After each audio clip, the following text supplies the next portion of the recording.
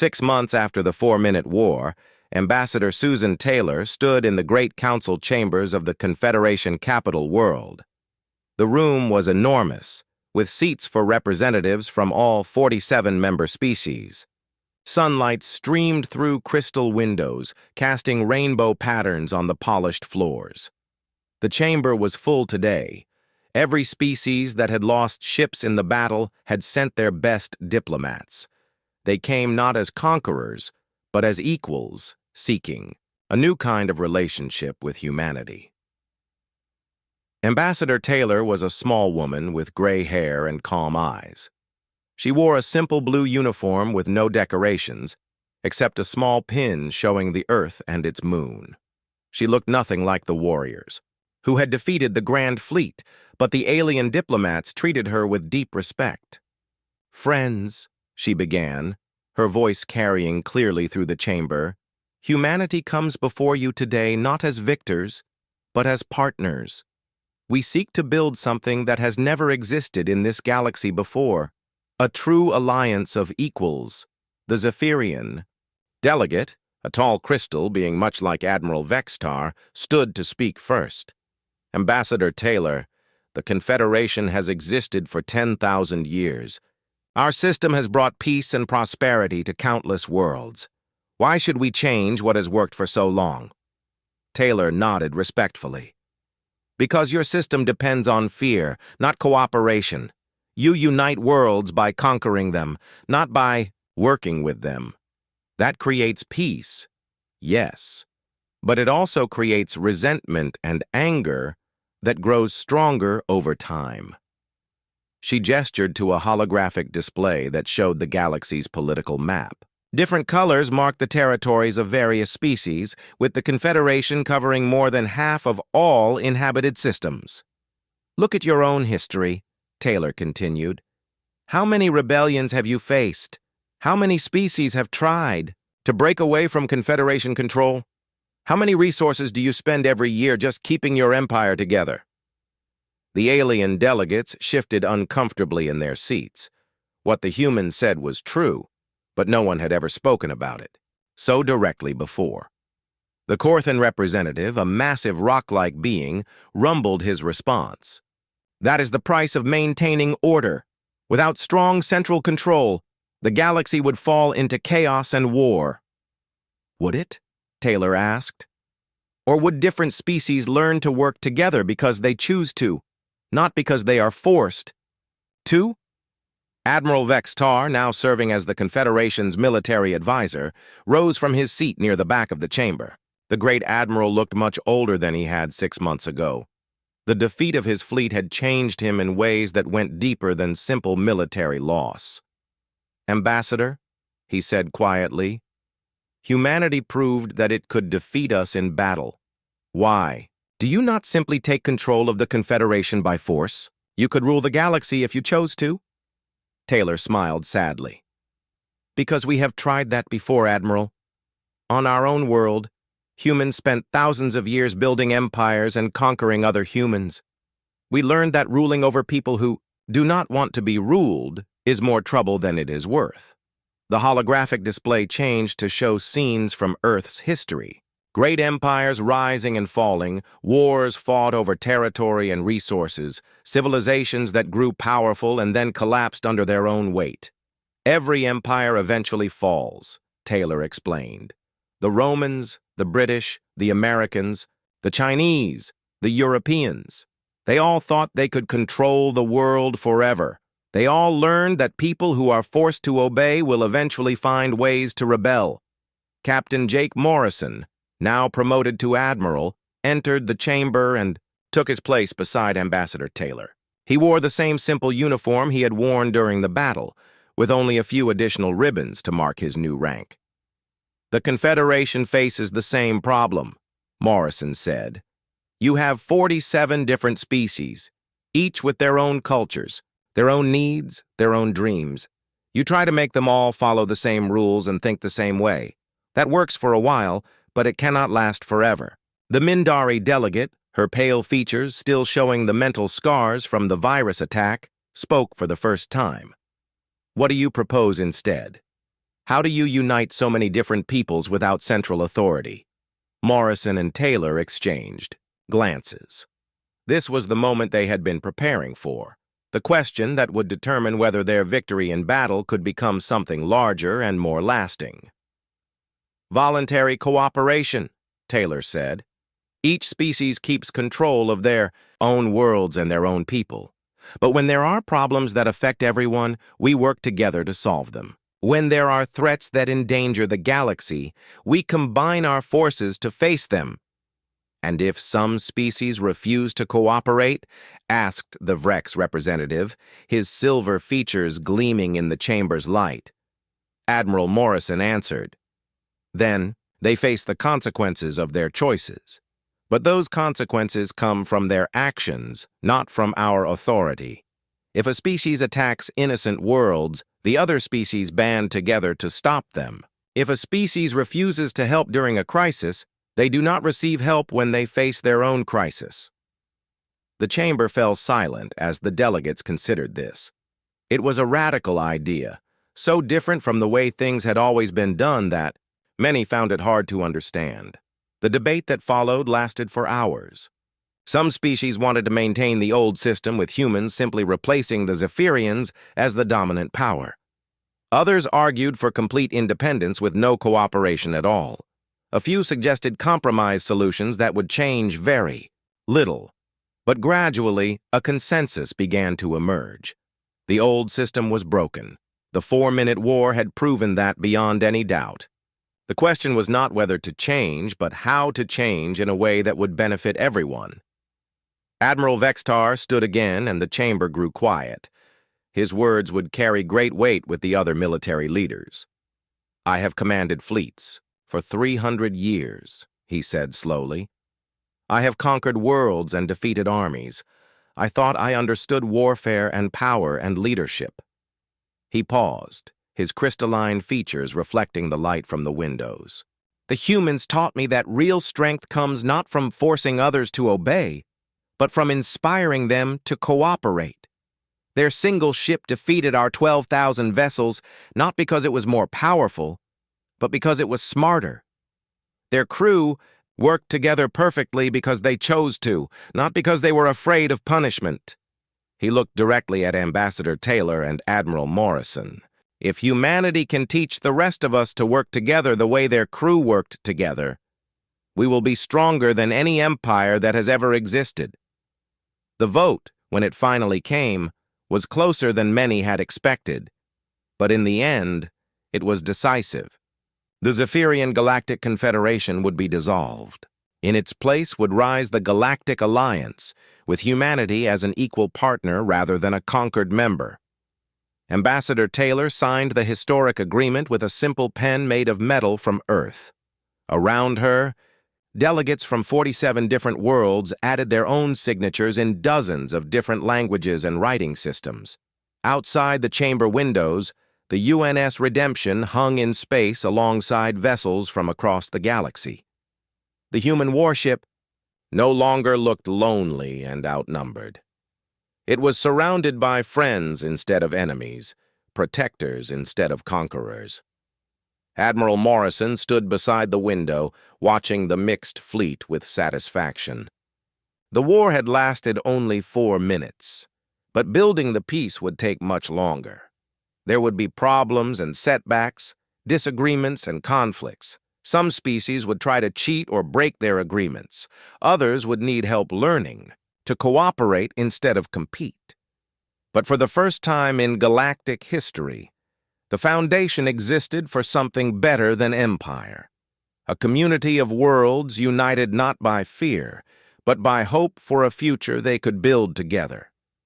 The human warship had arrived to face 12,000 enemies. It would leave with 47 allies and the promise of peace among the stars. The second minute of the battle was worse than the first. Admiral Vextar watched his tactical display as more ships simply disappeared from existence. The human weapons were not just destroying vessels, they were making them vanish as if they had never been there at all. "Sir," Lieutenant Velran called out, his voice shaking with fear. I am reading cascade failures throughout the fleet. The human virus is adapting faster than our technicians can stop it.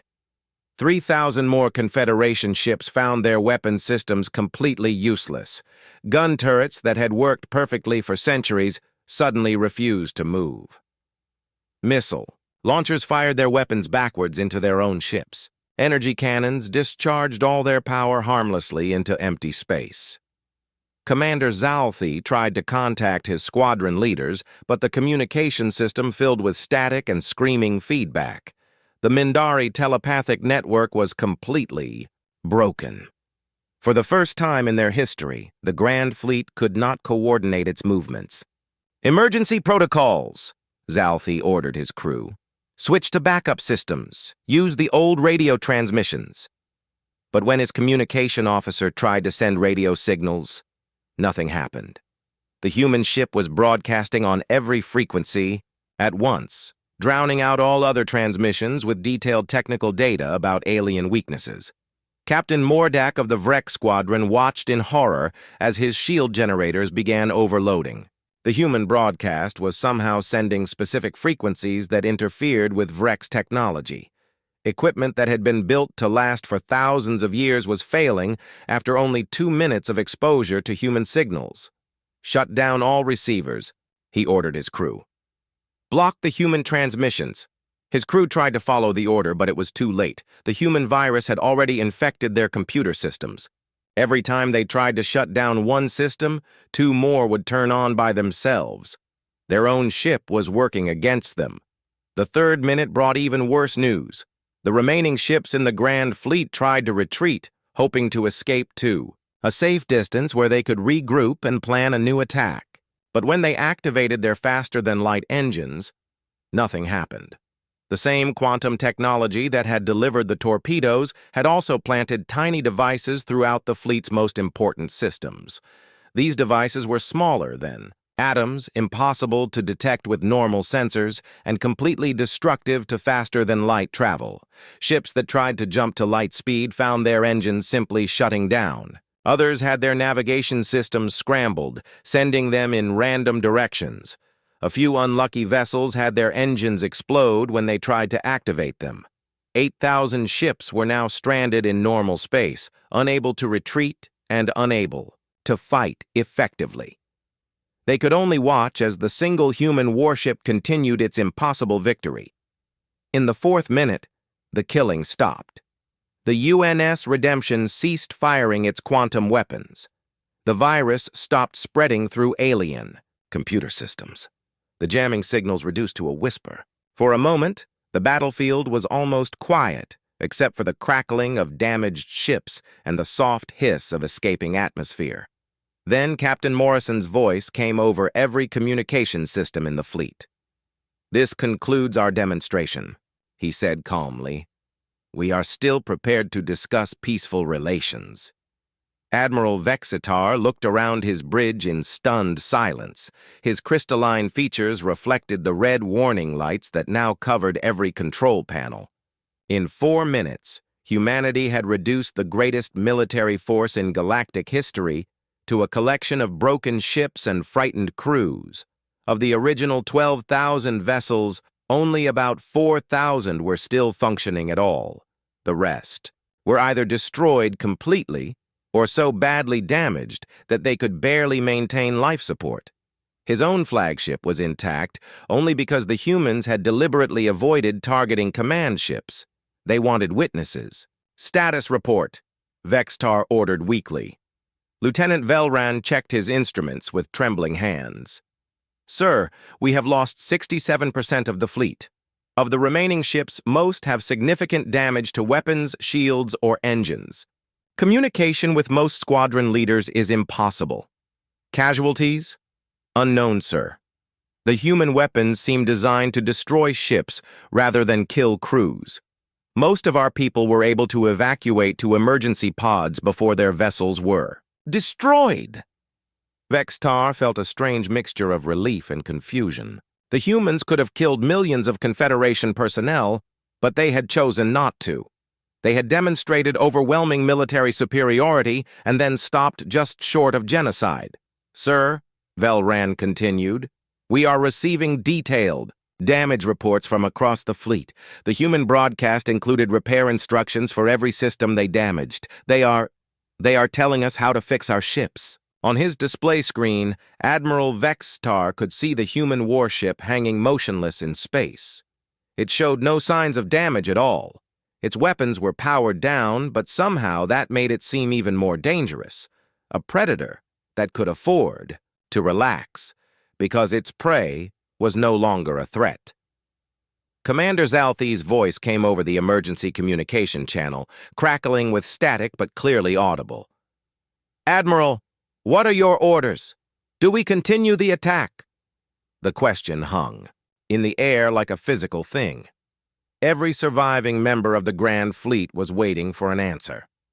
Continue fighting and face complete destruction, or admit defeat to a single enemy ship. Admiral Vexitar had commanded fleets for 3 centuries. He had conquered star systems and defeated the armies of dozens of worlds.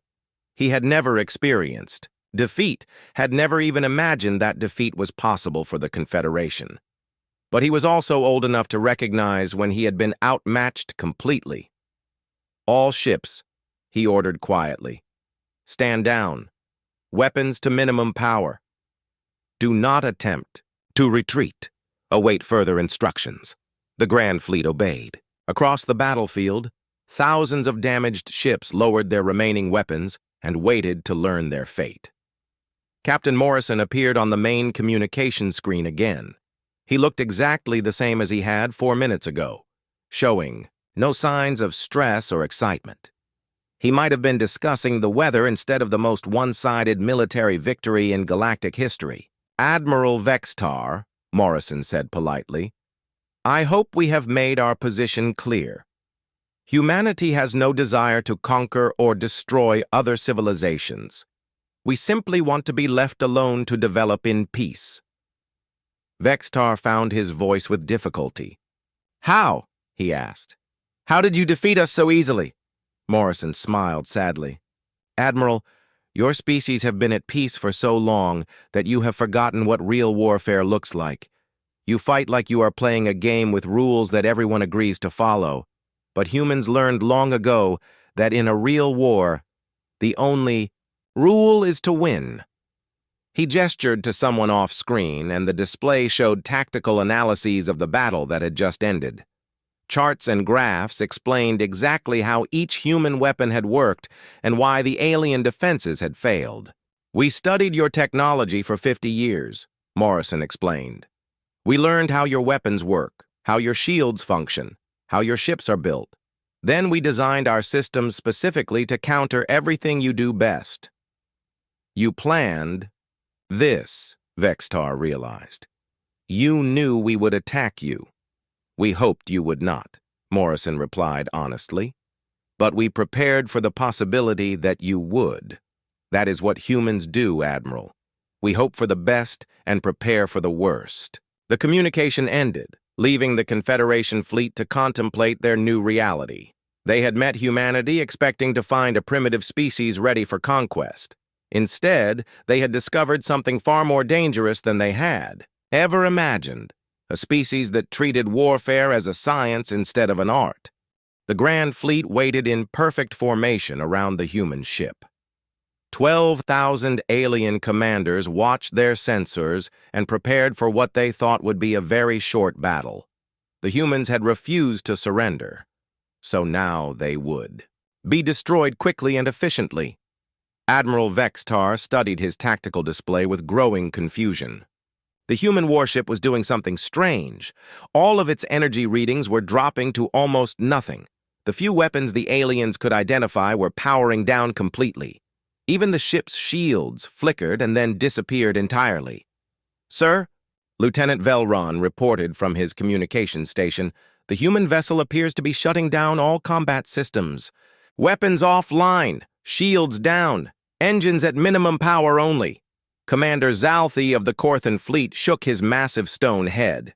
They are surrendering after all. Humans have no honor. They talk big and then give up at the first sign of real danger. Captain Mordak of the Vrex Squadron laughed, a sound like silver bells ringing. "I told you their ship was ugly. Now we see it is also weak. We wasted our time coming here." But Admiral Vextar was not so sure. Something about the human captains. Final words bothered him. The man had been too calm, too confident. People who were about to surrender did not speak with such certainty about victory. "All ships," Vextar ordered across the fleet communication system, "move to capture formation.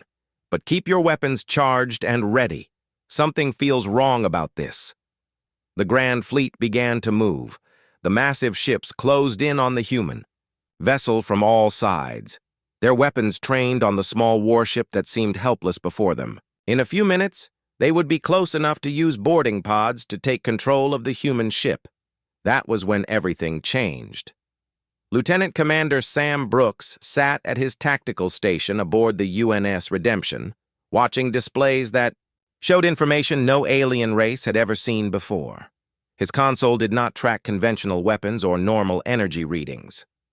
Instead, it monitored things that most species had never learned to measure: quantum entanglement fields, probability cascade generators, dimensional phase shifters, reality anchor points.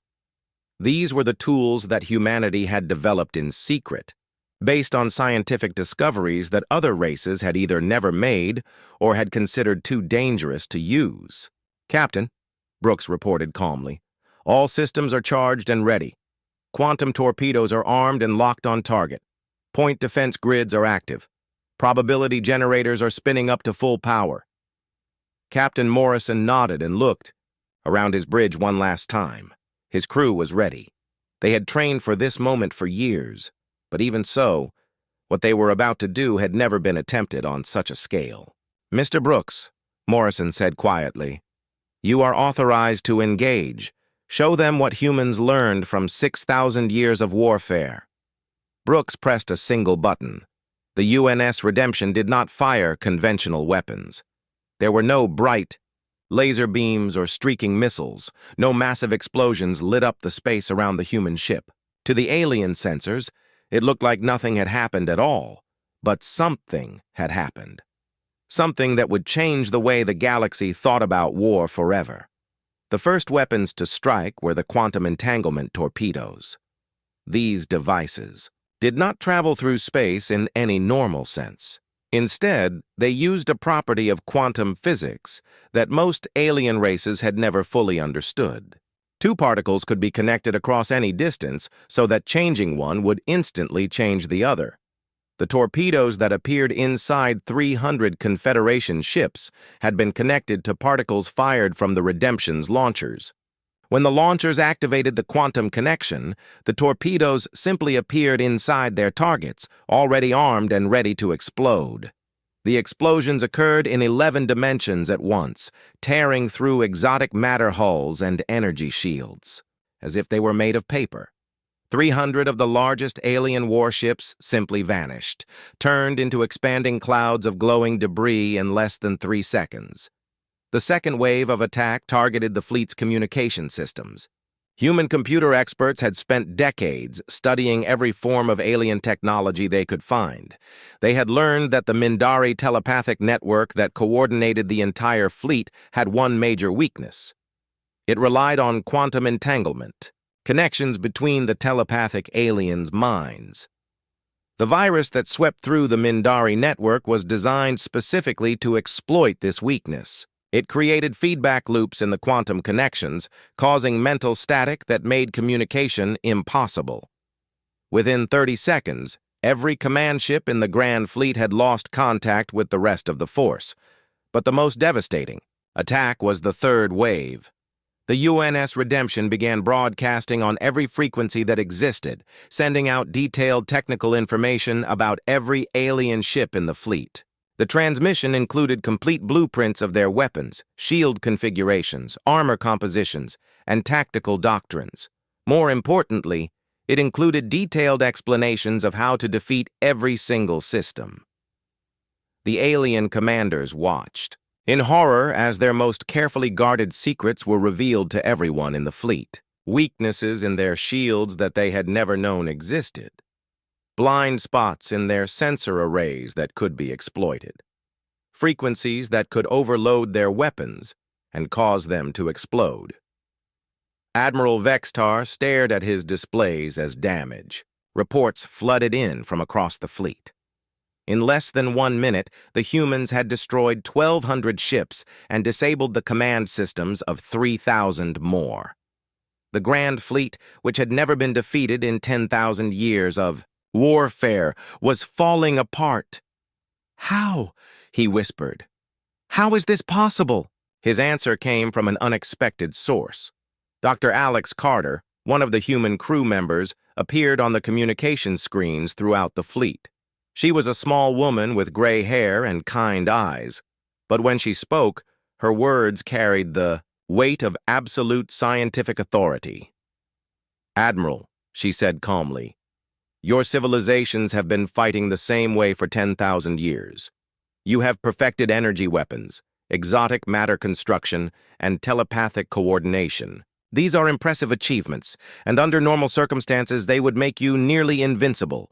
She gestured to a holographic display that showed the battle taking place around them. Ships were exploding, systems were failing, and the perfect alien formation was dissolving into chaos.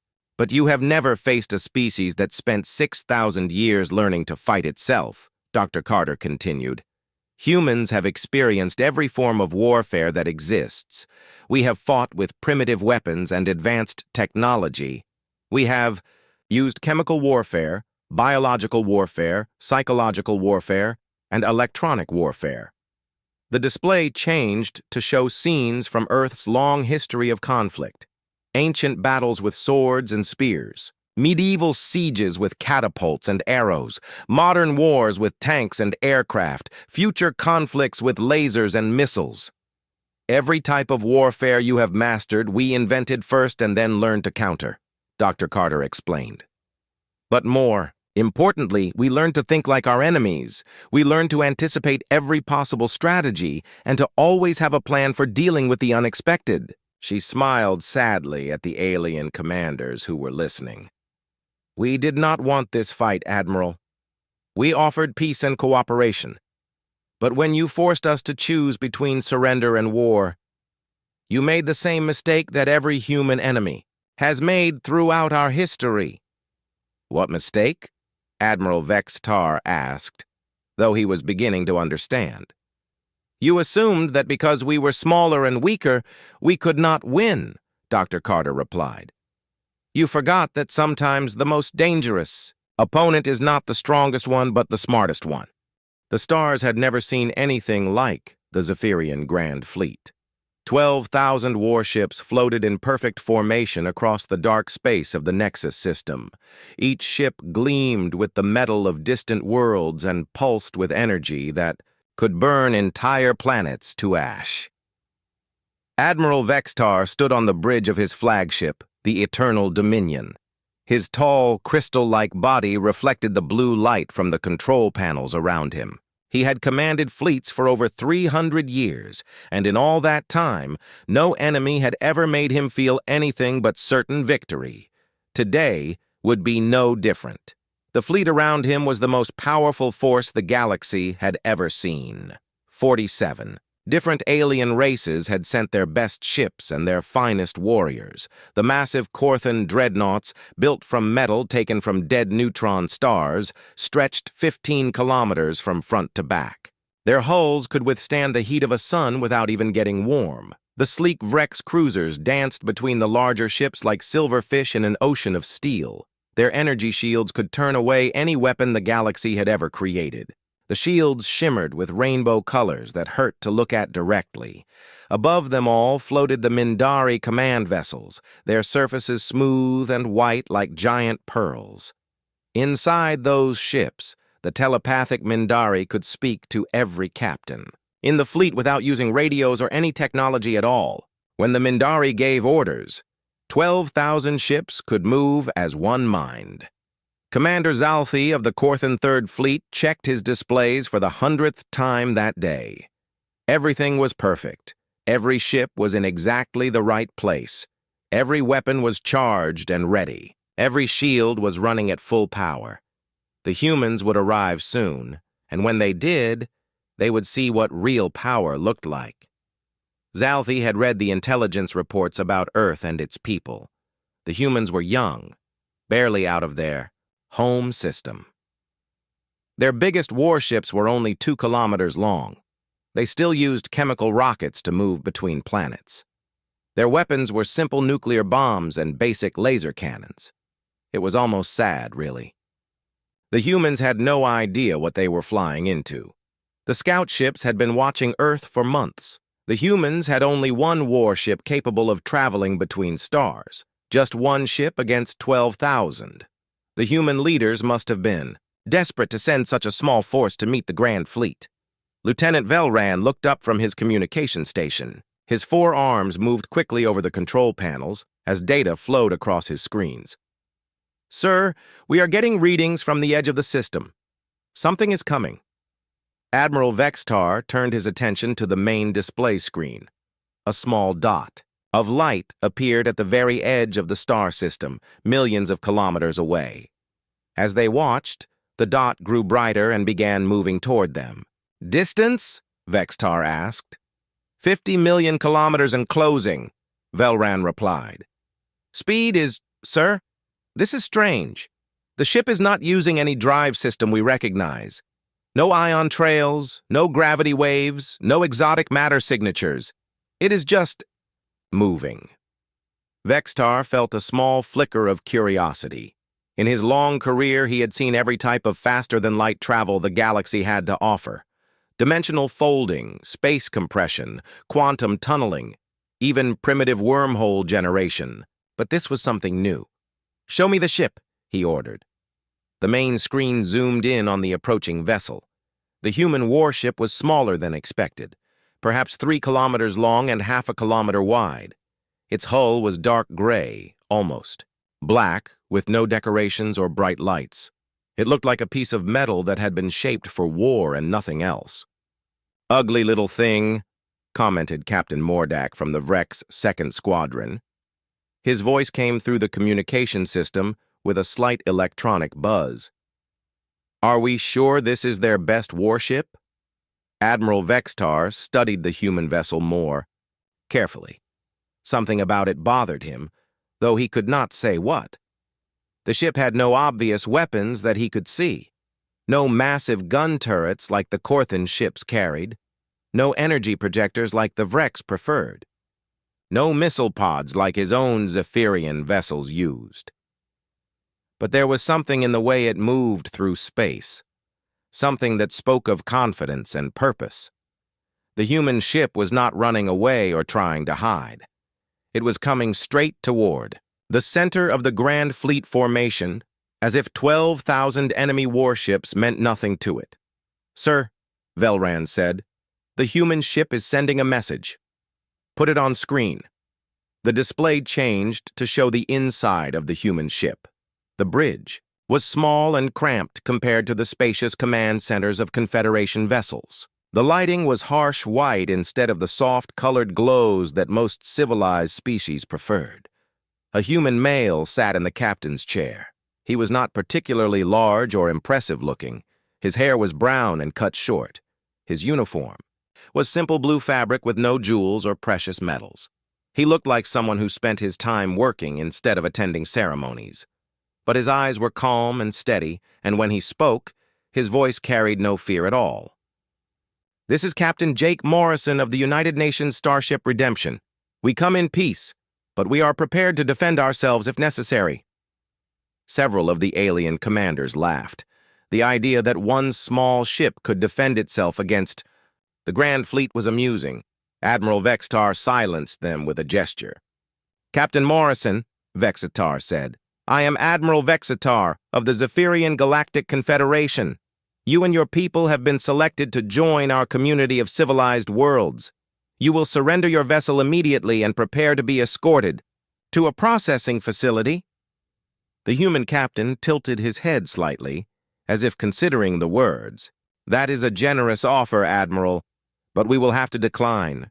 Humanity prefers to remain independent." You misunderstand, Vextar replied, his voice becoming harder. This is not a request. Your primitive world and its single warship cannot stand against the combined might of 47 civilizations. You have 1 hour to surrender. If you refuse, we will destroy your ship and then visit your homeworld to teach your people the price of defiance. Captain Morrison nodded slowly. I see. In that case, Admiral, I should probably mention that you are about to learn something new about warfare, something that might surprise you. The communication ended, leaving the Grand Fleet commanders staring at a blank screen. Admiral Vextar felt a strange chill run through his crystal body. There had been something in the human's voice, not fear or desperation, but something else. Something that reminded him of the way a predator might sound just before it struck. He shook off the feeling. 1 ship against 12,000. The humans were either very brave or very foolish. In an hour, it would not matter which. The chaos in the alien fleet grew worse by the minute. Pete Williams listened to the Zarathi communications and translated what he heard for the others on the bridge. They're really falling apart out there, Pete said. 3 different commanders. Think they should be in charge now. They're arguing about everything. Whether to attack, whether to retreat, even which direction to go. Jake looked at the tactical display. The alien ships were starting to spread out instead of staying in formation. Some were moving toward Proxima Colony. Others were turning back toward deep space. A few were just sitting still, waiting for orders that would never come. This is our chance, Jake realized. Lisa, do we have any communication power left? Some, Lisa replied. Not much, but enough for short-range broadcasts. Pete, can you hack into their communication network? Pete's eyes lit up with understanding. I think so, Captain. With their command ship destroyed, their network security is probably down too. Sam's voice came over the ship's internal communicator. Captain, I'm reading massive system failures throughout the alien fleet. When their flagship exploded, it must have taken out some kind of central computer system. Jake began to see the bigger picture. The Zarathi were not just leaderless. Their ships were having technical problems too. Pete, see if you can get into their computer systems. Maybe we can make their problems worse. Pete worked frantically at his station. His fingers moved quickly over the controls as he tried to break into alien computer networks. Got it, he said after a few minutes. Their security is completely down. I can access almost anything. What can you do? Amy asked. Pete grinned. Well, I could send false orders to their ships, or maybe change their identification code so they think other Zarathi vessels are enemies. Do it, Jake ordered. All of it. For the next 20 minutes, Pete Williams became the most dangerous human in the galaxy. He sent orders to alien ships telling them to attack other alien ships. He changed computer codes so that friend became enemy and enemy became friend. He made the Zarathi fleet turn, its own weapons on itself. The results were spectacular and terrible. Zarathi ships that had fought together for years suddenly began firing on each other. A destroyer attacked a cruiser because its computer said the cruiser was an enemy vessel. A group of fighters shot down other fighters from their own fleet. This is incredible, Amy said as she watched the alien fleet destroy itself. They're doing more damage to themselves than we ever could. But Pete was not finished. He had found something even better in the alien computer systems. Captain, I found their ship recognition database. Every Zarathi vessel has a unique identification code that tells other ships what it is. Can you change those codes? Jake asked. Already. Doing it, Pete replied. I'm making every ship in their fleet show up as the flagship. As far as their computers know, they're surrounded by hundreds of command vessels. The effect was immediate and devastating.